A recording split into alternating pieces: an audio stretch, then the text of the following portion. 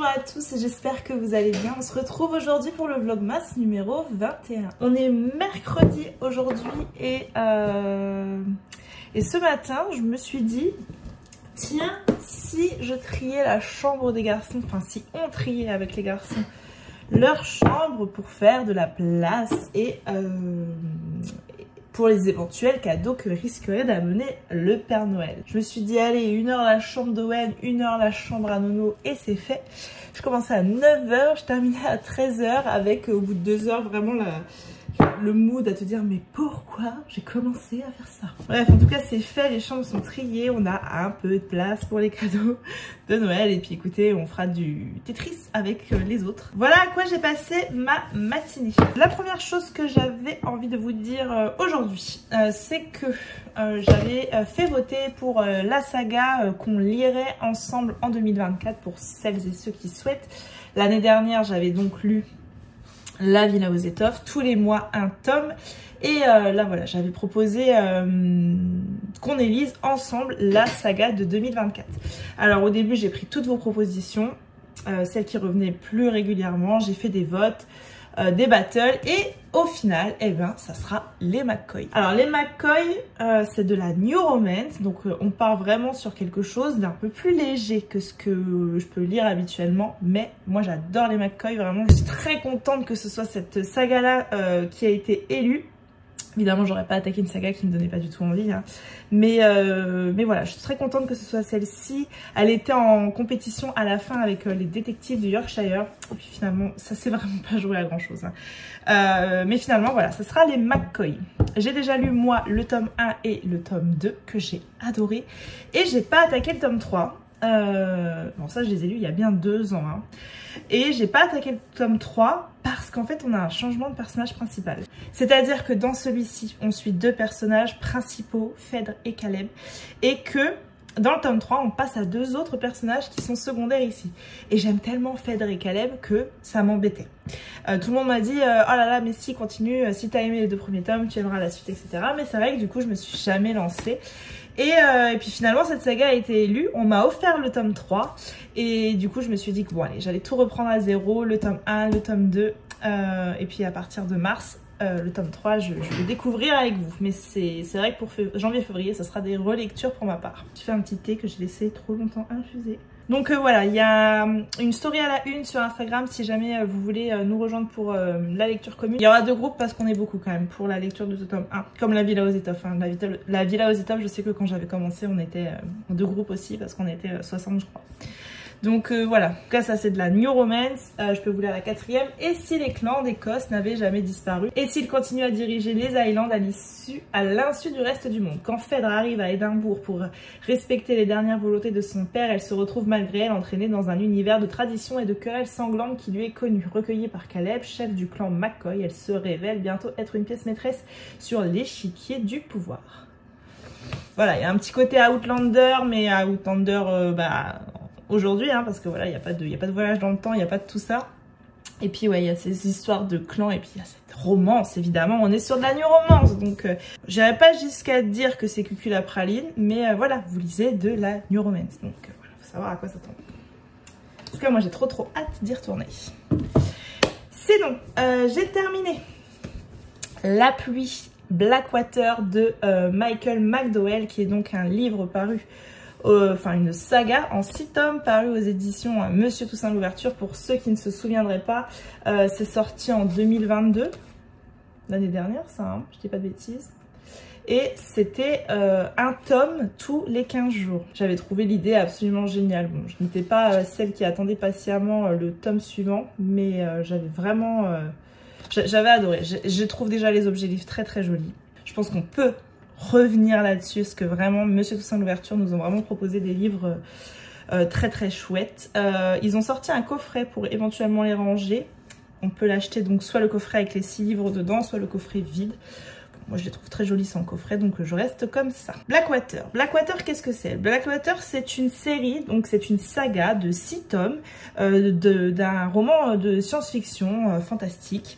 On est en 1919 quand commence le roman, je dirais. On les suit sur un demi-siècle en tout, dans les 6 tomes.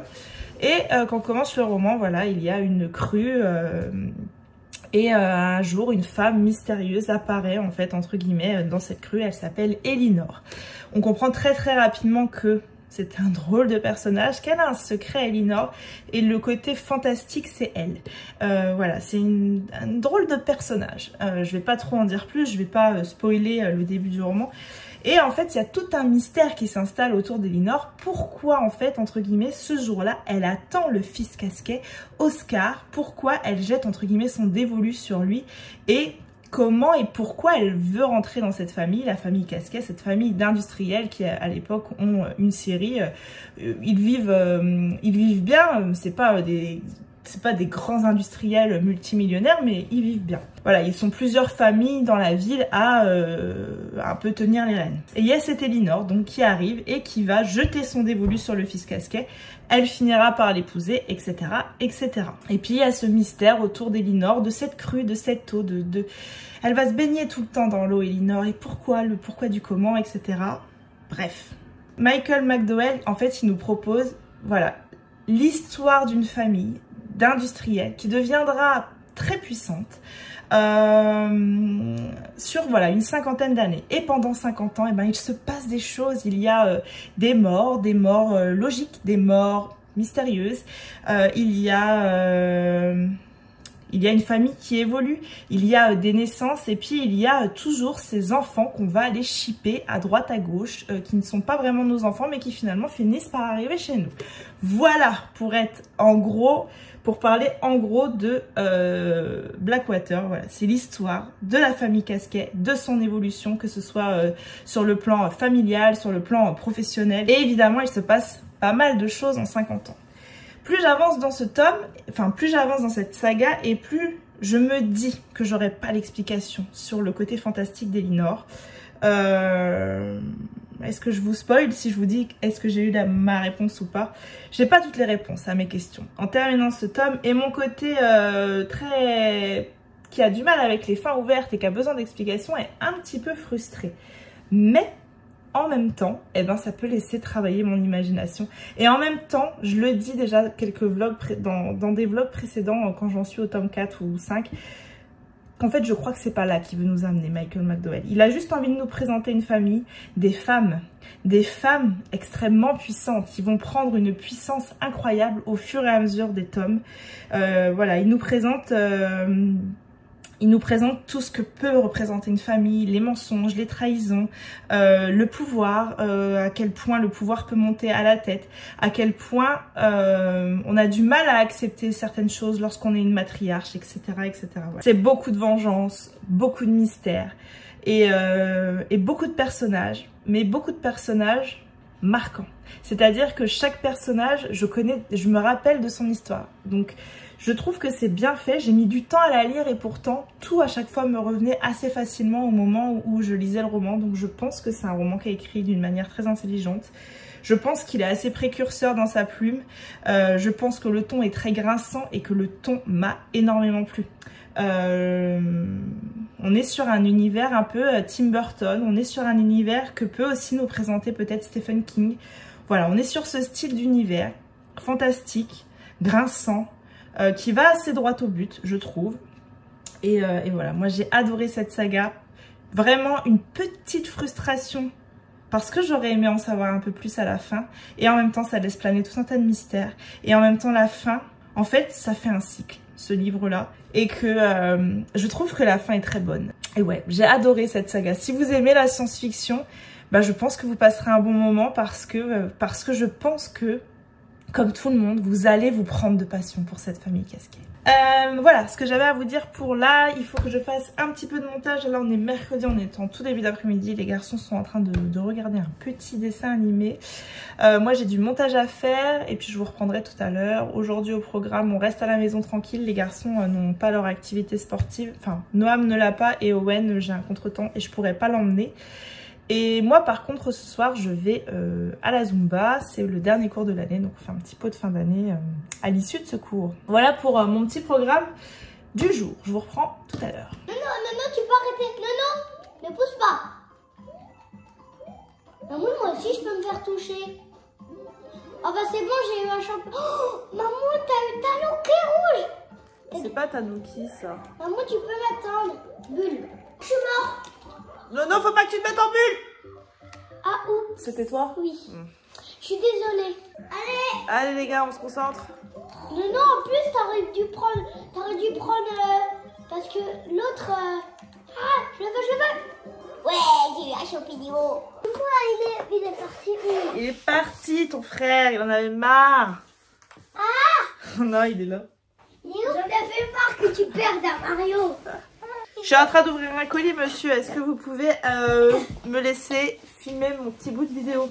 Alors, je vous reprends. J'ai reçu un colis très très lourd et ça me vient des éditions Hachette Hiro.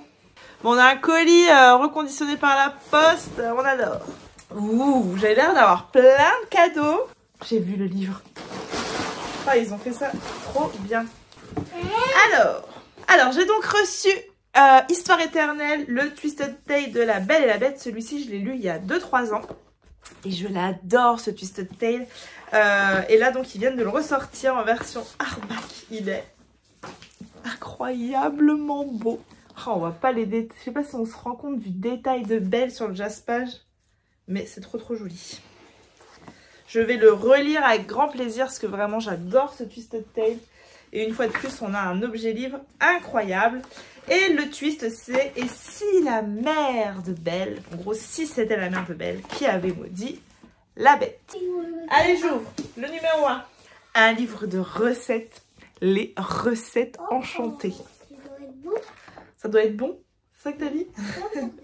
Oui, je vais te le montrer. Et donc là, on a des recettes, plein de recettes. Alors, on a les beignets du café, les beignets de la Nouvelle-Orléans. Ça, c'est la princesse et la grenouille. Tu crois pas que c'est bon, ça? Aussi. Aussi, ça doit être beurre. Ouais. N'importe quoi. Pas trop la pâtisserie. Bah, t'aimes pas les beignets? Bah non, pas trop. Tu m'as tourné, il grandit encore, il grandit. Dîner des amoureux. Oh, La Belle et le Clochard. Supernova Burger du Pizza Planet Toy Story. Ah, je veux. Ça, t'es d'accord? Ah ouais. Ensuite, on a les biscuits de l'amitié. Le monde de Ralph. Tu crois pas que c'est bon? Les biscuits de l'amitié du monde de Ralph. Ah, ça doit être trop bon avec le châtillon. Ça doit être trop bon, hein. Numéro 2, la garantie d'une ambiance de folie en famille ou entre amis. Oh, c'est un jeu. Êtes-vous un vrai fan de Disney? Oui, moi je suis un fan de Disney. 200 questions et défis pour vous départager. Alors ça a l'air d'être des défis. Là, vous voyez, il faut faire deviner Cruella d'enfer sans prononcer un mot. Quelle célèbre réplique la reine dans Blanche-Neige et les 7 nains adresse-t-elle à son miroir? Miroir, miroir, qui est la plus belle? Miroir magique au mur, qui a beauté parfaite et pure? Miroir, mon beau miroir, dis-moi qui est la plus belle. Le dernier. Ben non, c'est la réponse B. Miroir magique au mur, qui a beauté parfaite et pure? Pas du tout, elle dit pas ça. Bah écoute, c'est marqué. 3. Un indispensable pour démarrer l'année en beauté. Sur de bonnes bases, ça doit être un agenda. Un bullet journal, mini bullet journal. Il y a quoi dessus? Belle. Ouais. Livre à lire, musique à écouter, les choses que je veux apprendre. Et après, on a une partie bullet classique. Alors, numéro 4. En exclusivité, une nouveauté prévue pour janvier 2024. Parfait pour exprimer sa créativité. Oh, c'est des coloriages. Et pour moi aussi. Ah, tu pourras m'en prendre un, ouais. Ah oui, bah voilà, je le dis. Best of Babies. Colorier les chiffres et découvrir l'image. En fait, tu vois, on voit pas ce que c'est. Et puis, il faut suivre les chiffres. Maman, tu m'en montres un, je devine. Vas-y, montre. Montre un. Attends, mais je vois rien. 1, 2, 3, 4, 5, 6, 7, Là, je pense que c'est avec... Oui, avec le truc, la sirène, là. Bah ouais. Vas-y. Ah, là, regarde, c'est Vaiana quand elle est petite. Ouais. Trop bien. Un petit coloriage comme ça va être trop cool. Mais on ne regardera pas. Oh, j'ai vu, non, il y a un Simba. Oui, j'ai vu, il y a un petit Simba. Eh ben ça, c'est un colis absolument incroyable de la part de chez Hachette. J'ai vraiment passé une année de dingue avec cette maison d'édition. On a été extrêmement gâtés. Je pense que c'est c'est un de mes meilleurs partenariats que j'ai depuis que je fais YouTube et Instagram. C'était absolument incroyable, une aventure de dingue, des livres que j'ai adorés. Enfin voilà, je pense qu'ils vont du coup refaire un appel à partenariat, surveiller ça de près et foncer parce que vraiment c'était une trop chouette aventure et je vous reparle de celui-ci tout bientôt. Un immense merci Hachette pour tout. Voilà, je vais donc clôturer ce vlogmas ici. Comme d'habitude, j'espère qu'il vous aura plu. Comme d'habitude, prenez le temps de liker, commenter ou partager votre instant de visionnage sur les réseaux sociaux. Moi, je vous dis à demain pour un nouveau vlogmas. Je vous fais des bisous. Bye!